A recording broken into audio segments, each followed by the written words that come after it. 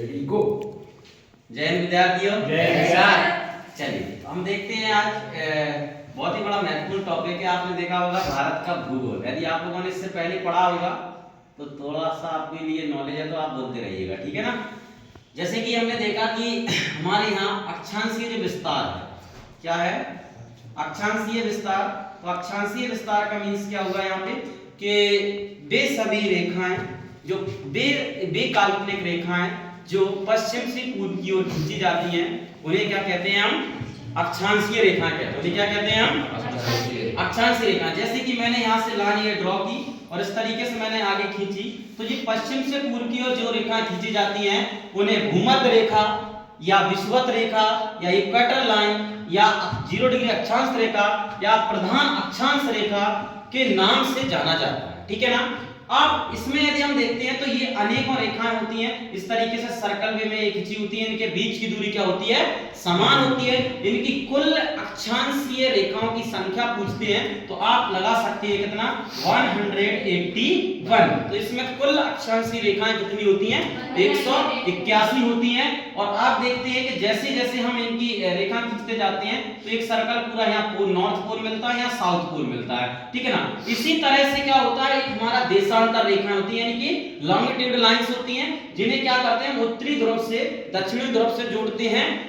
अब इनमें इनकी जो बीच की दूरी होती है ना, भूमध्य रेखा से ध्रुवों की ओर जाने पर इनकी बीच की दूरी क्या होती है बच्चों, घटती चली जाती है। और ध्रुवों से भूमध्य रेखा की ओर आने पर इनके बीच की दूरी क्या होती है, बढ़ती जाती है, ठीक है ना। इसलिए कह सकते हैं कि अक्षांशीय रेखाओं के बीच की दूरी तो समान होती है, लेकिन देशांतर रेखाओं के बीच की दूरी समान नहीं होती है। क्लियर। यदि हम हमारे भारत की बात करते हैं तो हमारा भारत कैसा चतुष्फलकीय या चतुष्कोणीय है। इसके यदि हम बॉर्डर देखते हैं तो इस तरीके से मैंने देखा कि यहां से दक्षिणतम बिंदु 8 डिग्री 4 मिनट, जिसका नाम है कन्याकुमारी, जो कि तमिलनाडु राज्य की सीमा पर स्थित है, या इसको बोलते हैं कैप कमोरिन, या इसी को बोलते हैं कुमारी अंतरीप के नाम से इसे जाना जाता है। यदि हम बात करते हैं भारत का सुदूरतम दक्षिणतम बिंदु, भारत का सुदूरतम दक्षिणतम बिंदु सबसे निचला पॉइंट तो आप देखते हैं कि 6 डिग्री 30 मिनट पर है, जिसका नाम है इंदिरा पॉइंट। इसका नाम क्या है,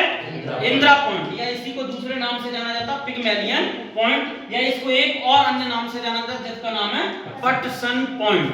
क्या नाम से जाना जाता है, पटसन पॉइंट के नाम से जाना जाता है। यदि हम भारत की बात करते हैं तो यहाँ आपका देख रहे हैं कि आपका जो गोलार्ध की बात करती है तो हमारा भारत पूर्वी गोलार्ध में कहां पर स्थित है, 68 डिग्री 7 मिनट पर, जिसे हम कहते हैं गोहर माता या गोहर मोती।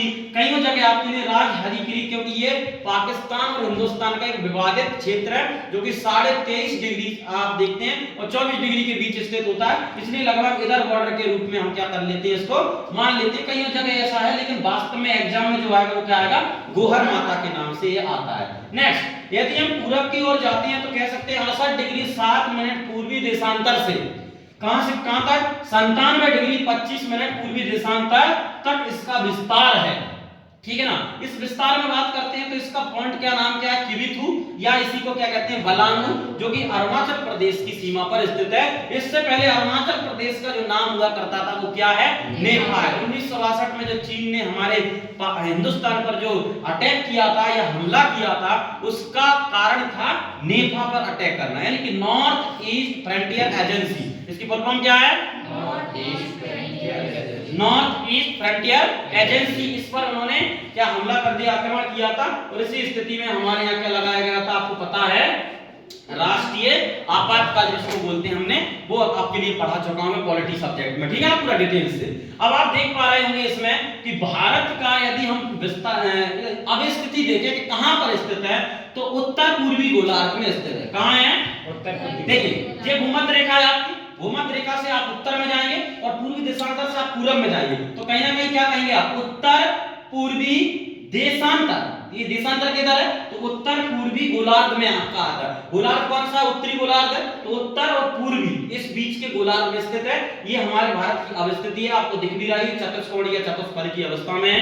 आप यहाँ पे देख पा रहे हैं 8 डिग्री 4 मिनट उत्तरी गोलार्ध से 37 डिग्री 6 मिनट उत्तरी गोलार्ध तक, ठीक है ना। नेक्स्ट 68 डिग्री 7 मिनट पूर्वी देशांतर से 97 डिग्री पूर्वी देशांतर तक भारत का विस्तार है। आप एक तरीके से याद रख सकते हैं, जैसे हमने मोबाइल हम कहाँ रखे रहते हैं, जनरली जेब पॉकेट में रखे होते हैं, और उसको उठा के हम क्या करते हैं, कॉल करते हैं ऐसे, है ना। तो ऊपरा पॉइंट हम क्या कहेंगे, जो ऊपरा वाला पॉइंट है इसे इंदिरा कॉल। कैसे याद रखेंगे कि मोबाइल उठा के हम ऊपर करके बात करते हैं, तो ऐसे बात किया तो जनरली आप याद रखना इंदिरा कॉल ऊपर होता है, कॉल ऊपर, है ना। और पॉइंट कहाँ होता है, सबसे नीचे। तो कहाँ है, सबसे नीचे इंदिरा पॉइंट है, इसी के पिगमेलियन पॉइंट या इसी को पटसन पॉइंट के नाम से जाना जाता है।